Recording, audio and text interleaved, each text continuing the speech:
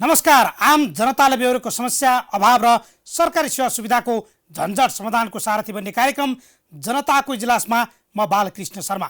तपाईसँग पनि कुनै समस्या र गुनासाहरू छन् भने हामीलाई टिपाएर पठाएर वा लाइभ मार्फत जोडिएर राख्न सक्नेछ। आउनुहोस्, टेलिभिजनको स्क्रिनमा देखिएको नम्बर मार्फत हामीसँग भाइबरमा समेत जोडिन सक्नुहुनेछ। 01448996 मा टेलिफोन गरेर अन्याय र व्यतिथिमाथिको खबरदारीमा सहयात्रा गरौँ। कार्यक्रम सुरु गर्नु अघि आजको विषयवस्तु बारेको यो झलक अब हेरौँ। काठमाडौँ अस्पतालमा लफडा, कसले सम्बोधन गर्ने कर्मचारीको आन्दोलन। सम्पत्ति बेचेर कमाउ धन्दामा सञ्चालक कहिलेसम्म मनोमानी र छलछाम। गुल्मीको शिलादीका सुकुम्बासीको प्रतिनिधि पीडा कहिले पाउने लाल पूर्जा। चुनावमा भोट पाउन लाल पूर्जाको आश्वासन, हेरिएन समस्या र सुकुम्बासीका बाध्यता। बतासमाथि मन्त्री आलेको एक्सन, तोडिएलान् त सबै सस्तोमा गरिएका सम्झौता। चर्चामा आउन अनेकौं खेल लोकप्रिय बन्ने फन्डाकी इमान्दारिता।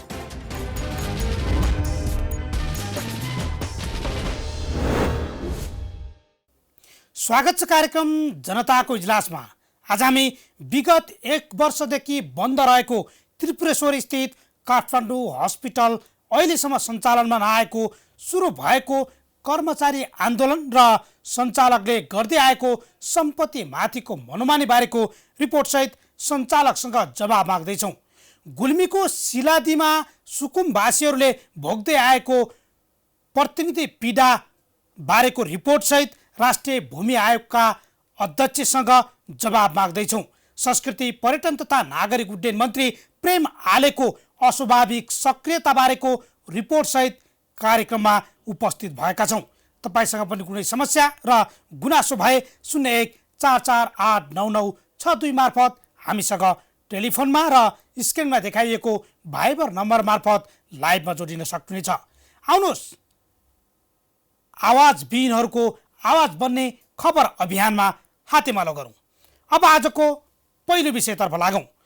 काठमाडौँको त्रिपुरेश्वर स्थित काठमाडौँ हस्पिटल सञ्चालकको मनोमानीमा का कारण बन्द भएको 1.5 वर्ष भयो। मङ्सिर 3बाट सञ्चालन गर्ने भनिएको अस्पताल सञ्चालनमा नआउँदा 100 बढी कर्मचारी आन्दोलनमा उत्रिएका छन्। सञ्चालक डाक्टर दुर्गामान जोशी र दुर्गेश नन्दनी भट्टचन उल्टै अस्पतालको सम्पत्ति बिक्री गर्दै बाँडफाँड गर्न थालेपछि कर्मचारीहरू सशक्त आन्दोलनको तयारीमा जुटेका छन्। काठमाडौँ अस्पतालको लफडा र कर्मचारीले थालेको आन्दोलन बारेको हाम्रो टिमले तयार पारेको यो रिपोर्ट अब हेरौँ।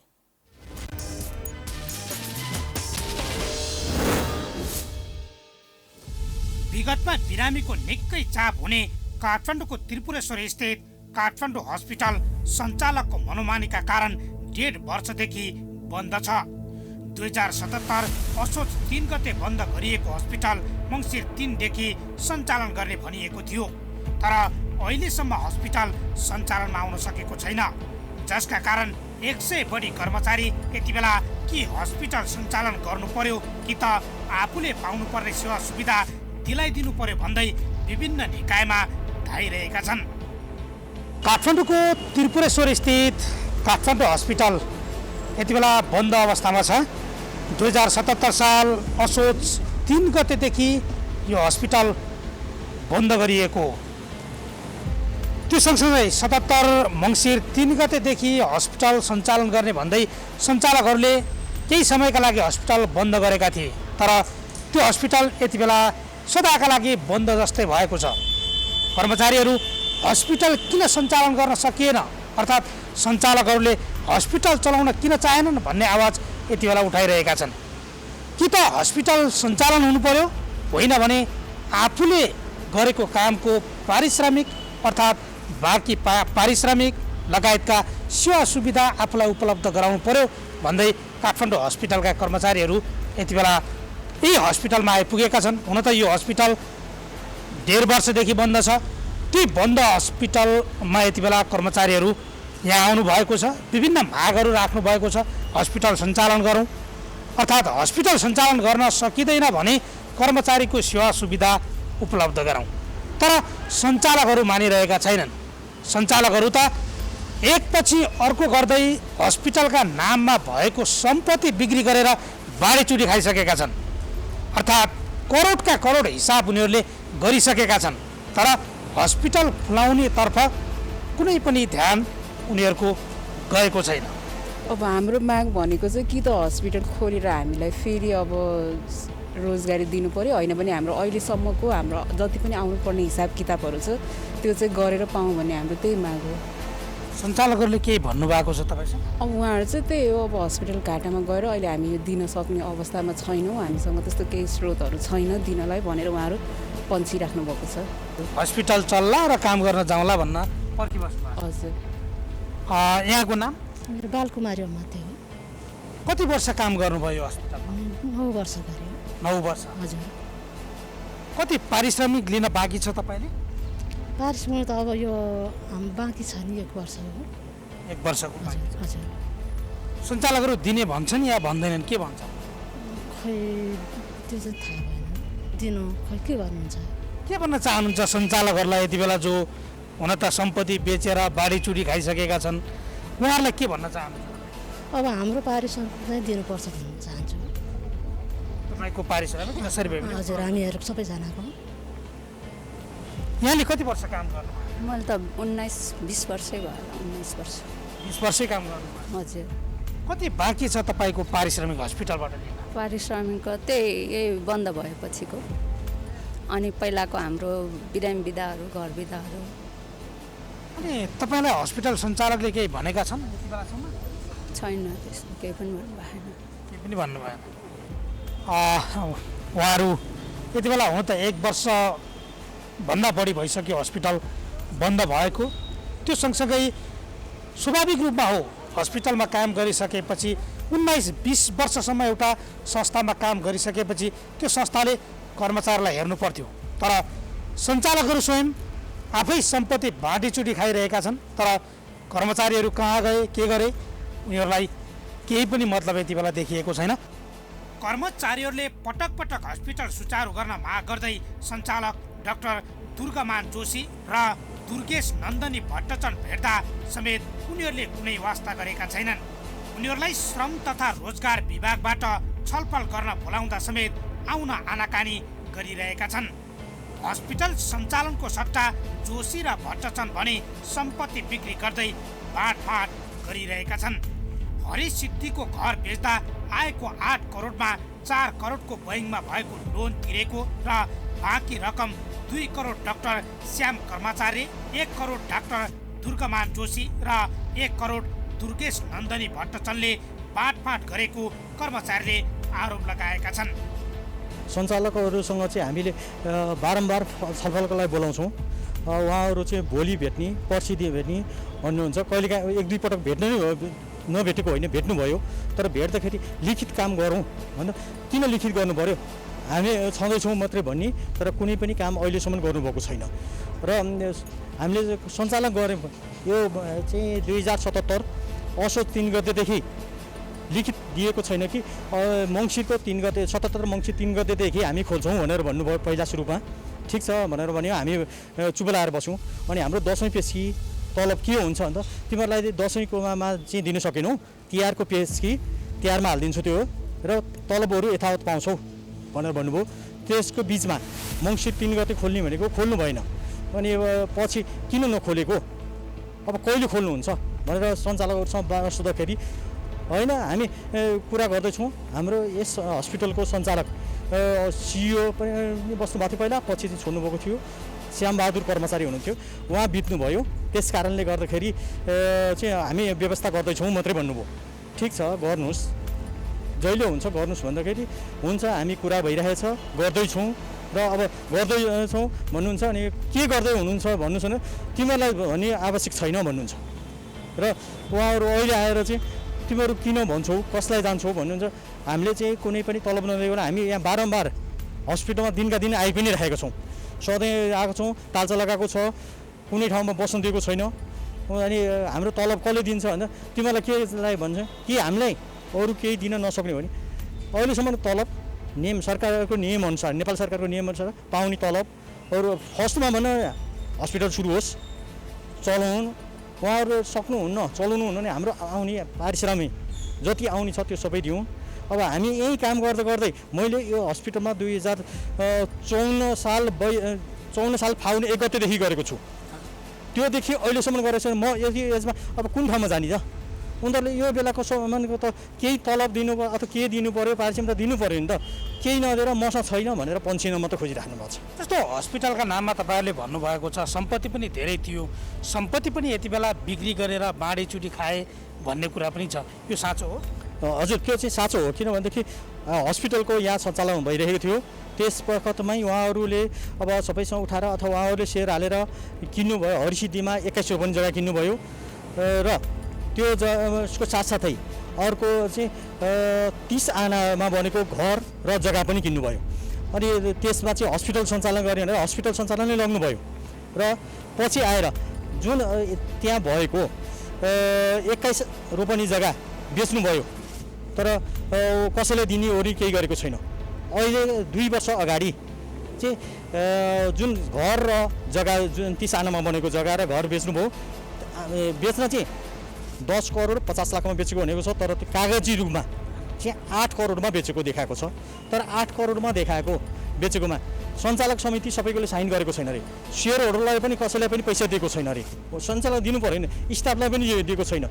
र अहिले आएर उहाँहरूले चाहिँ के गर्नुभयो अरे भन्छ नि, जुन 8 करोडमा 3 करोड चान्चुन बैङ्कको लोन थियो तिर्नुभयो र 4 करोड बाँकी रह्यो। 4 करोडमा 1 करोड दुर्योशनन्दी भट्टचन्द, 1 करोड डाक्टर दुर्गामान जोशी र 2 करोड डाक्टर श्यामबहादुर कर्मचारीले लिनुभयो। अनि त्यो के को उपलक्ष्यमा लिएर हामीलाई त तलब दिनु पऱ्यो भन्दा होइन, हामीहरू चाहिँ त्यो पैसाको ब्याज लिएको हो भनौँ। त्यो ब्याज भनेको 1 करोड ब्याज हुने, 2 करोड ब्याज हुने, कति करोडको ब्याज हो त? ब्याज मात्रै भनेको छ भने कति करोडको ब्याज हो? त्यो त हामीलाई खुलाइदिनु पऱ्यो। होइन भने हामीले काम गरेको परिश्रम पनि त दिनु पऱ्यो नि।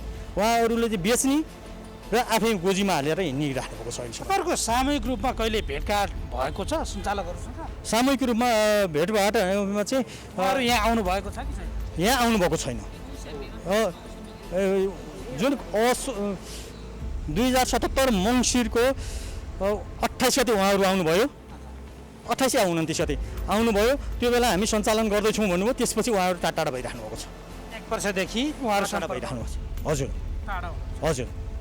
अनि त्यसपछि बिचमा फोन गरेर चाहिँ हामी 2-3 जना चाहिँ भेट्यौँ। भेट्दाखेरि हामी डाक्टर प्रदीप ग्यावालीलाई बेच्दैछौँ भन्नुहुन्छ, कहिले अहिले आएर अरूलाई बेच्दैछौँ भन्नुहुन्छ। उहाँले अरू चाहिँ बेच्दैछौँ दिन्छु भनेर आलैटाङ्गे मात्र कुरा गरिराख्नु छ। त्यो बेच्दैछौँ भने हामीलाई डकुमेन्ट देखाउनुहोस्, कहिलेसम्म हुन्छ, 1 महिना 2 महिना 1 वर्ष कति हुन्छ त्यो भन्नुहोस् भने त्यो चाहिँ तिमीहरूलाई भन्न आवश्यक छैन भन्नुहुन्छ। र अर्को हाम्रो चाहिँ के पनि गर्नुभएको छ नि, जस्तो उहाँहरू आम्दानी छैन भन्छु, हरिसिद्धिको जग्गा बेच्नुभयो, त्यसको आम्दानी कता गयो? औषधि पसलको औषधि खरिद गरेर पार्टीहरूबाट होलसेलबाट सर्जिकल मेडिसिनहरू ल्याउनु भएको छ, पार्टीको पेमेन्ट गरेको छैन। यहाँको नाफा पनि र पार्टी पेमेन्ट सबै उहाँहरूले आफैले लिइराख्नु भएको छ नि, त्यो पैसा कहाँ गयो? कुनै पनि पैसा हिसाब चाहिँ देखाउनुहुन्न र पैसा छैन मात्रै भनेर टाढा बस्नुभएको छ। यहाँले कति वर्ष काम गर्नुभयो? मैले 11 वर्ष। 11 वर्ष काम गर्नु। अब यहाँको माग के हो? माग अब यो सञ्चालकहरूले चाहिँ हस्पिटल चलाइदियो हुन्थ्यो भन्ने एउटा माग हो र अनि त्यसपछि चाहिँ अब नचलाएको खण्डमा चाहिँ अब हाम्रो क्षतिपूर्तिको चाहिँ अब भनौँ हरेक चिज पारिश्रमिकहरू चाहिँ त्यो चाहिँ दिनुपर्ने माग हो। त्यो पारिश्रमिक दिनु पर्यो। हस्, यहाँलाई स्वागत छ। धन्यवाद। कति वर्ष काम गर्नु? 21-22 वर्ष काम गरिसकिनु। 21-22 वर्ष काम। 54 साल फागुन 1 गतेबाट हो काम गरेको। जस्तो सञ्चालकहरूसँग यहाँले भेट्दा अब हस्पिटल सञ्चालन गर्ने अवस्था पनि उहाँहरूले देखाउनु भएको छैन, अब के गर्नुहुन्छ यहाँहरूले? अब के भने अब हाम्रो सबै स्टाफको पारिश्रमिक र अनिखेर अब अहिले यो उनीहरूले अब न केही गरेको छ न कुनै उ गरेको छ होइन। के अब सबैलाई अब अहिलेसम्मको पारिश्रमिक दिएर बिदा गर्नु पऱ्यो, होइन भनेदेखि के हस्पिटल पनि सञ्चालन गरोस् भन्ने हाम्रो त्यही चाहना हो। हस्पिटल घाटामा थियो र? खोइ अब हामीलाई त त्यो घाटामा भन्ने त हुनै हुँदैन नि। राम्रै चलेको थियो। अब कोभिड आयो भनेर अब स्टाफले भनेर होइन कि उनीहरू आफैले नै बन्द गर्न लगायो। त्यही हो कि अब घाटा भने नि नाफा भन्ने कुरा चाहिँ त्यो हो। सञ्चालकहरूले नै अब चलाउन मानेन भनौँ न। यो हस्पिटलमा 49 साल माघको 3 गतेदेखि सुरु गरेको हो। यो नर्सिङ होम थियो पहिला। सायद अहिले यसै हेर्दै गर्ने हो भने लगभग पुरानो भनेकै हामीहरू 2-4 जना साथीहरू होलाौँ यहाँ। सुरु फेजदेखि नै भने पनि हुन्छ र विभिन्न कठिनाइको साथ चाहिँ अहिले यो हस्पिटललाई चाहिँ रोक्न खोज्ने सञ्चालकज्यूहरूलाई चाहिँ म के भन्न चाहन्छु भने यति पपुलेटी भएको हस्पिटल हो यो काठमाडौँ हस्पिटल, जुन यो चाहिँ जति पनि काठमाडौँ नेपालको सबभन्दा पहिला सुरु गरेर यो चाहिँ सबभन्दा नराम्रोसँग तल गिरेको छ। हाम्रो सञ्चालकज्यूहरूको चाहिँ लापरवाहीको कारणले गर्दाखेरि चाहिँ यो धेरै तल गएको छ र स्टाफहरूलाई बिचल्ली बनाएको छ। यत्रो स्टाफहरू हुनुहुन्छ, उहाँहरूको कुनै पारिश्रमिक छैन, अहिले रोजगार छैन। यो रोजगारविहीन बनाउनु चाहिँ यो हस्पिटलको सञ्चालकको चाहिँ ठुलो भुल हो। त्यो कारणले गर्दाखेरि उहाँहरूले कुनै पनि बेलामा राम्रोसँग चाहिँ कोअर्डिनेट नगर्ने, मिटिङ नगर्ने, अहिलेसम्म भन्नुहुन्छ भने यो हस्पिटलमा स्टाफ राखेर मिटिङ गरेको मैले थाहा पाएको छैन। सञ्चालकज्यूहरू आफै कुरा गर्नुहुन्छ, आफै मिलाउनुहुन्छ र उहाँहरूको भित्रै हुन्छ। तर यो पारिश्रमिक स्टाफहरूलाई पनि थाहा हुनुपर्ने कुरा हो अहिलेको नितान्त यो व्यवस्था अनुसार चाहिँ। तर हस्पिटललाई चाहिँ डुबाएर यो स्टाफहरूलाई चाहिँ तल झारेको हुनाले, पारिश्रमिक नदिएको हुनाले चाहिँ मलाई चाहिँ यति भन्छु कि हस्पिटल चलाउँ, स्टाफहरू राजी छ, राम्रो हुनुहुन्छ, यस्तो स्टाफहरू कहीँ पाउँदैन भन्दै गर्दाखेरि विशेष भित्रभित्र कुरा हुँदाखेरि पनि उहाँहरू चाहिँ नियत नराम्रो भएको हुनाले अहिले यो अवस्थामा पुगेको छ। यसलाई छिटोभन्दा छिटो सुचार र पारिश्रमिक स्टाफहरूको चाहिँ तुरुन्त हुनु पर्यो। बुलन्द माग भनेको यही हो। श्रम विभागमा पनि जानुभयो, हजुर, श्रमको आवाज के आयो, श्रमले जवाब के दियो र श्रमले उहाँहरूलाई कन्ट्याक्ट गर्दा के भयो? नितान्त श्रममा हामी जाँदाखेरि चाहिँ जुन कुराहरू भयो त्यहाँ फोन पनि भयो, हामीहरूले भन्दा पनि उहाँहरू डाइरेक्ट भयो र श्रमको त्यहाँ आधिकारिक व्यक्तिहरूलाई पनि उहाँहरूले चाहिँ अलिकता नराम्रैसँग बोल्नु भएको हामीले सुनेको थियौँ। जबरजस्ती तपाईँहरूलाई के मतलब, हामी कुनै अख्तियारीमा छैनौँ भन्ने जस्तो कुरा गरेर उहाँहरू चाहिँ पन्चिनु भयो। त्यहाँ चाहिँ रिपोर्टिङ पुरै फाइल हुँदै पनि उहाँहरूलाई चाहिँ जानकारी नभएको जस्तो गरेर हामी किन आउनु पर्यो र भन्ने जस्तो चाहिँ कुराहरू राख्यो र हामीहरू त्यही ऊबाट चाहिँ अनि श्रम जुन ऊबाट चाहिँ हामीलाई भन्यो हामी पनि कारबाही गर्न अगाडि बढ्छौँ, तपाईँहरू पनि बढ्नुहोस् भनेको हुनाले अहिले हामी चाहिँ यो प्राइम टिभीको मार्फत अगाडि बल्ल फर्स्ट स्टेपमा हामी सुरु गर्दैछौँ र यो चरणबद्ध रूपमा अगाडि बढ्नेछ भन्ने चाहिँ म जानकारी गराउँदछु। यहाँलाई अब के गर्नुहुन्छ तपाईँहरू? अब मेन कुरो भनेको चाहिँ हजुर सकभर पहिला त हाम्रो माग भनेको संस्था ओपन हुन पर्यो, हस्पिटल सञ्चालन हुन पर्यो। यदि सञ्चालन गर्न सक्नुहुन्न भने सञ्चालकहरूले अहिलेसम्मको तलब नेपाल सरकार श्रम नियम अनुसारको के कति पाउने हो हामीलाई त्यो हिसाब किताब क्लियर गरिदिनु पर्यो। मेन माग भनेको यति नै हो। खोल्छ भने हामी सबै कर्मचारी काम गर्न तयार छौँ, सबै खुल्न पर्यो। खोल्न सक्नुहुन्न भने हाम्रो माग त्यही हो। अब यसपछि बिस्तारै बिस्तारै अर्को प्रोग्रामहरू हामी थप्दै जान्छौँ। यसपछि नि केही उहाँहरूले केही रेस्पोन्स देखाउनु भएन भने, तर मेरो आशा छ कि सकभर यो टुङ्गियोस् भन्ने हाम्रो सकभर चाँडो मागै यही हो। चाँडै टुङ्गियोस्, हामीले अन्त काम गरेर खान पाऊँ होइन। 1.5 वर्ष भइसक्यो, तलब केही छैन। त्यो मेन माग भनेको त्यही हो हाम्रो। त्यति मात्रै होइन, हरिसिद्धिको 21 रोपनी जग्गा र हस्पिटलको ल्याबको आम्दानीमा 70% रकम औषधि पसलको आम्दानीमा सञ्चालकले हिनामिना गरेको आरोप पनि सञ्चालकलाई लागेको छ। तर कर्मचारीदेखि सञ्चालक भने भागिरहेका छन्। यति बेला कर्मचारीको ध्यान कुन दिन काठमाडौँ हस्पिटल खुल्ला र काम गर्न जाउँला भन्ने छ। तर सञ्चालक डाक्टर दुर्गामान जोशी र दुर्गेश नन्दनी भट्टचनको बदमासीका कारण कर्मचारीले शास्ति पाइरहेका छन्।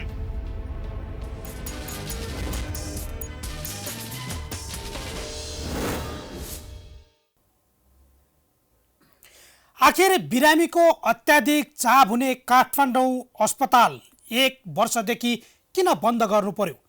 के अवस्था आइपर्यो त्यस्तो बन्द नै गर्नुपर्ने? सञ्चालकको मनोमानीबाट कर्मचारीहरू आजित भएका हुन् वा कर्मचारीको राजनीतिबाट सञ्चालक किन अस्पताल सञ्चालनमा ल्याउन छोडेर सञ्चालकहरू सम्पत्ति बेचबिखन र पैसा बाँडफाँडमा लागेका छन्। यसै विषयमा कुरा गर्न हामीले पटक पटक सञ्चालक दुर्गमान जोशी र दुर्गेश नन्दनी भट्टचन्दलाई आग्रह गर्यौँ, तर उनीले अहिले बोल्न मिल्दैन, पछि बोल्नुपर्छ भन्दै हाम्रो जवाबलाई टारिरहेका छन्। आखिर किन भाग्नु परेको छ त? सञ्चालकहरू कमाउने, रमाउने अनि कर्मचारीको श्रम शोषण गरेर तलब सेवा सुविधा नदिने प्रवृत्ति धेरै सङ्घ संस्थामा, उद्योग व्यवसायमा प्रशस्त देखिन्छ।